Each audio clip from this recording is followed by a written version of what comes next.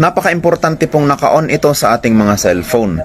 Ito po yung feature ng ating mga cellphone na bago po natin ito ma-turn off, kailangan po nating ilagay yung kanyang password. Kapag may nagnakaw po ng ating mga cellphone, hindi po nila ito mata-turn off dahil nga po hindi nila alam yung password. In that case, dahil nga po hindi nila ma-turn off yung ating mga cellphone, maaari po natin itong malocate gamit ang Find My Device. Kung interesado po kayo, sundan lang po ninyo ang video na ito.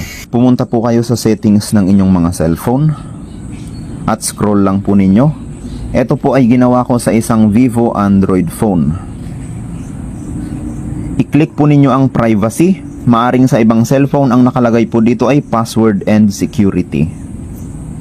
Scroll po ulit ninyo hanggang makita po ninyo ang unlock to power off. I-toggle on lang po ninyo yan. Maaring sa ibang cellphone ang nakalagay po dito ay require password to power off. Parehas lang po yan. Kapag naka-on na po yan, kayo na lang po ang pwedeng mag-turn off ng inyong mga cellphone dahil kailangang i-input muna yung inyong password.